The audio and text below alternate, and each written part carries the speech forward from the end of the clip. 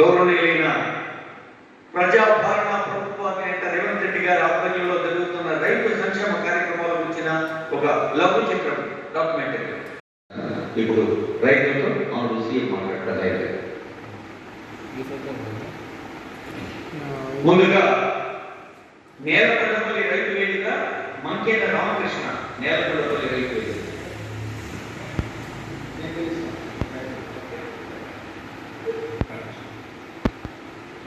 మహిళలకు మొదటి ప్రాధాన్యత చేయాలి కదా. ఎందుకంటే వ్యవసాయాన్ని ఇంకొక బాగా చూసుకునేది మహిళలు, మా అమ్మలు. అందుకే చెట్టుపల్లి ఎల్లమని కావాల్సిందిగా మాట్లాడాల్సిందిగా కోరుతున్నాం. వారు వస్తే చెట్టుపల్లి ఎల్లమ్మ చింతపల్లి మండలి రైతు వేదిక నుంచి వారిని కనెక్ట్ చేయండి. చింతపల్లి మండలి చెట్టుపల్లి ఎల్లమ్మ నల్గొండ జిల్లా దేవరకొండ అసెంబ్లీ కాన్స్టిట్యూన్సీ పక్కన నుంచి మంత్రి గారు చెప్తున్నారు. నా యొక్క ధన్యవాదాలు తెలియజేస్తున్నాను సార్. Thank you. మీ ఖమ్మంలో విషయాలు ఉన్నాయి. వ్యవసాయ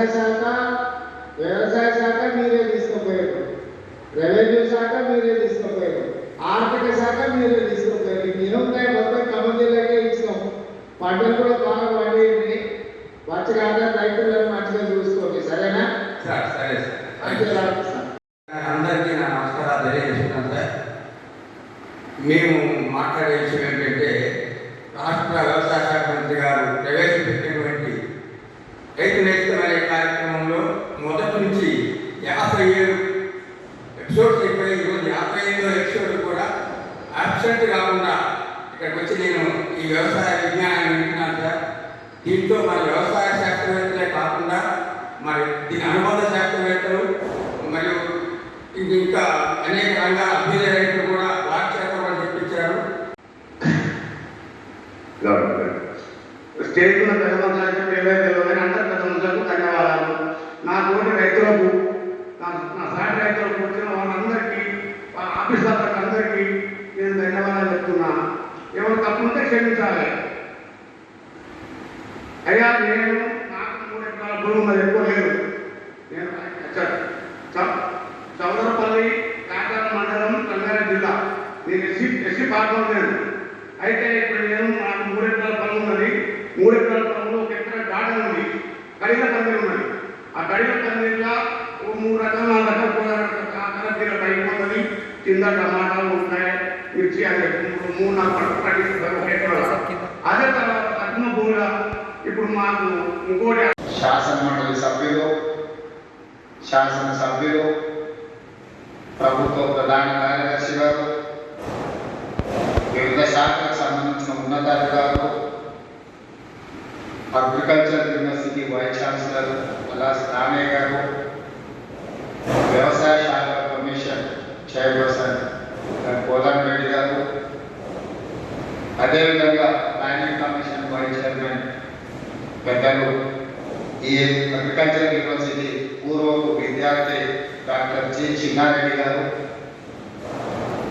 అదేవిధంగా వేదిక మీద ఉన్న ప్రజాప్రతినిధులు, ఈ ఆడిటోరియంలో ఉన్న రైతన్న మిత్రులు, 1600 రైతు వేదికలలో దాదాపుగా 6,40,000 మంది రైతులు ప్రత్యక్షంగా ఈ రైతు భరోసా పండుగ కార్యక్రమాన్ని ప్రత్యక్షంగా వీక్షిస్తూ ఇందిరమ్మ రాజ్యంలో ప్రజాప్రభుత్వం రైతులు రాజుగా చేయడమే కాదు, వ్యవసాయాన్ని పండుగ చేయాలన్న ముక్కు సంకల్పంతో చేస్తున్న ప్రయత్నాన్ని ఆశీర్వదించడానికి ఇచ్చేసిన రైతాంగ సోదరులందరికీ కూడా మనస్ఫూర్తిగా కృతజ్ఞతలు, ధన్యవాదాలు తెలియజేస్తున్నాను. మిత్రులారా, మీకందరికీ తెలుసు, ఈ రాష్ట్రంలో, ఈ దేశంలో ఎవరు ప్రజాప్రతినిధిగా ఎన్నిక కావాలన్నా, ఎవరు ప్రభుత్వాన్ని ఏర్పాటు చేయాలన్నా, రైతుల యొక్క ఆశీర్వాదాలు, రైతులు చేయుతను అందించకపోతే ఎవరు అధికార పీఠంలో కూర్చోలేరు అని చెప్పి ఈ వేదిక మీద నేను ఖచ్చితంగా చెప్పదలుచుకున్నాను. ఈనాడు ఎవరు ఎమ్మెల్యే అయినా, ఎమ్మెల్యే సంగతి పక్కన పెట్టండి, వార్డు మెంబర్ కావాలన్నా, సర్పంచ్ కావాలన్నా, ఎంపీసీ కావాలన్నా,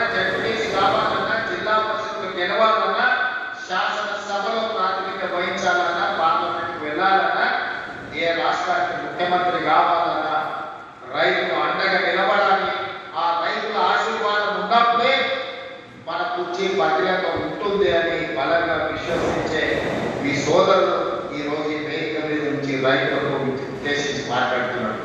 మిత్రులారా, ఈనాడు చాలా మంది చాలా విషయాలు మాట్లాడుతున్నారు. చాలా విషయాలు మాట్లాడే వాళ్ళకు అవకాశాలు రాని వాళ్ళు కాదు. ఆనాడు ఉమ్మడి రాష్ట్రంలో డాక్టర్ వైఎస్ రాజశేఖర రెడ్డి గారి మంత్రివర్గంలో మంత్రులుగా పనిచేసిండు.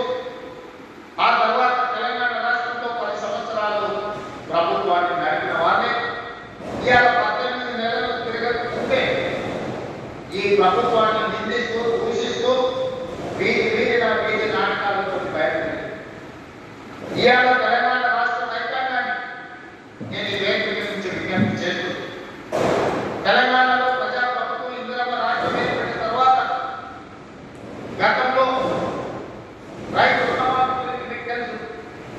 2014లో 1 లక్ష రూపాయల రైతు రుణమాఫీ చేస్తానని మాట ఇచ్చి అధికారంలోకి వచ్చిన తర్వాత 4 విడతలుగా నేను ఇస్తాను, నా దగ్గర నిధులు లేవని అన్నాడు మాట్లాడాడు.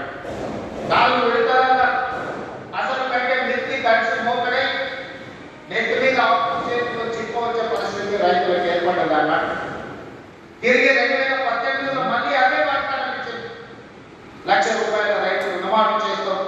మొదటిసారి తప్పు జరిగింది, రెండోసారి తప్పు జరగకుండా మేము చూసుకుంటాం. 1 లక్ష రూపాయల రైతు రుణమాఫీ చేస్తాం.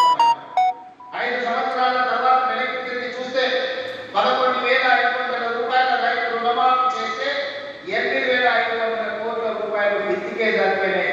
3,000 చిల్లర మాత్రమే ఆనాడు రైతులకు రుణమాఫీ చేసింది.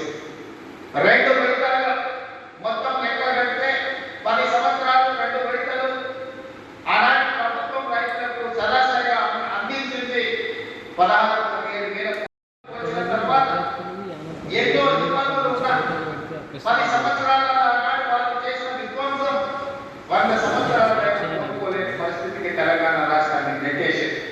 ఆనాడు ఫీజు రియంబర్స్మెంట్ కావచ్చు, రైతు రుణమాఫీ కావచ్చు, రైతుల గిట్టుబాటు ధర కావచ్చు, ఏ విషయంలో అయినా ఆనాడు తెలంగాణ రాష్ట్రంలో ఆత్మ విధ్వంసానికి పాల్పడి తెలంగాణ రాష్ట్రాన్ని దిగజారిన ఆర్థిక వ్యవస్థను ఆనాడు నాకు అందించిండ్రు. అయినా మనోస్థైర్యాన్ని కోరుకొని అప్పటి వరకు 4 లక్షల కోట్ల రూపాయలు మాత్రమే అప్పు ఉందని అబద్ధాలు చెప్పి తప్పు నుంచి మన గ్రామాలను చూసినాం. అప్పులకు కూరుకుపోయిన పిల్లగాళ్ళంటే మాకు అప్పులు లేవా, ఆటపాటంగా మాకు పెద్ద పెద్ద కార్లు ఉన్నాయి, పెద్ద పెద్ద బంగళాలు ఉన్నాయి, అద్దాల మేడలు ఉన్నాయి. ఈ అద్దాల మేడలు చూసి మా పెద్ద కార్లను చూసి మాకు పిల్లలు ఇవ్వండి అని చెప్పి ఊరి మీద కట్నాన్ని ఎక్కువ తెచ్చుకున్నట్టు మన గ్రామాలలో చూసి అదే విధానాన్ని ఆనాటి ప్రభుత్వంలో పెద్ద పెద్ద బంగళాలు కట్టారు, అద్దాల మేడలు కట్టారు, రంగుల గోడలు చూపించారు. కానీ రైతుల యొక్క ఆర్థిక వ్యవస్థ చిన్న భిన్నమైపోయింది. విద్యార్థులకు ఫీజు రియంబర్స్మెంట్ ఇవ్వలేని పరిస్థితి, రైతులకు రుణమాఫీ చేయలేని పరిస్థితి, రైతులు పండించిన పంటను కొనుగోలు చేయలేని దివాలా పరిస్థితి తెలంగాణ రాష్ట్రంలో ఉంది. ఆనాడు అసెంబ్లీ సాక్షిగా ఆనాడు పెద్దగా చెప్పారు, నేనే సత్తా కంపెనీ మీద రైతులకు పండించిన పంట కొనాలంటే 7,000 కోట్ల రూపాయల నష్టం వచ్చింది, మేమెందుకు కొంటాం, ఊరేసుకుంటే మీరు ఊరేసుకున్నట్టే ఆనాడు చెప్పిన మాట వాస్తవం కాదా అని మిమ్మల్ని అడుగుతున్నాం. మిమ్మల్ని అందరినీ ఊరేసుకుంటే మేము కొనుగోలు చేయం. ఒకవేళ మీరు ఊరేసుకుని సామాన్యంగా రైతులు చెప్పి స్వయంగా వాళ్ళ వ్యవసాయ భూమిలో మామూలులో 150 ఎకరాల మొత్తం పండిస్తే అవి మొత్తం తీసుకొచ్చి బహిరంగంగా పెట్టారు. ఆనాడు వాళ్ళ పొలంలో పండించిన పంటకు 4,200 రూపాయలు ధర ఇచ్చి కొనుగోలు చేసుకోవాల్సి వచ్చింది. మరి మనం పండించిన పంట 200 తక్కువైనా 2,000 మేము అమ్ముకోమని కొనేటోళ్ళు లేరు. మేము ఐకేపీ కేంద్రాలు తెరవమని చెప్పి ఆనాటి పరిస్థితిని ఆనాటి ప్రభుత్వం రైతులకు పంగనామాలు పెట్టే పరిస్థితిని తీసుకొచ్చింది. ఇవన్నీ ఇంకా మర్చిపోయి ఇప్పుడే ఆనాటి గాయాలు మారిపోయి అయినా అలాంటి పరిస్థితుల్లో తెలంగాణ రాష్ట్రంలో ప్రభుత్వాన్ని ఏర్పాటు చేసి ఆనాటి స్పష్టంగా చెప్తాం, మీరు వరి పండించండి, రాష్ట్ర ప్రభుత్వం కొనుగోలు చేస్తుంది, చివరి గింజ వరకు కొనే బాధ్యత మా ప్రభుత్వం తీసుకుంటుంది. ఎందుకంటే ఆనాడు ఇందిరమ్మ రాష్ట్రంలో సోనియా గాంధీ గారు కనీసం మద్దతు ధర తీసుకొచ్చి రైతు పండించిన పంటకు దళారుల చేతిలో మోసపోకుండా ఈ రోజు కనీసం మద్దతు ధర అందించి రైతు పండించిన పంట కొనుగోలు చేసే బాధ్యత మాది అని చెప్పి ఈ రోజు కాంగ్రెస్ ప్రభుత్వం ముందు నిలబడి మొదటి పెట్టగా పంట కొనుగోలు చేశారు.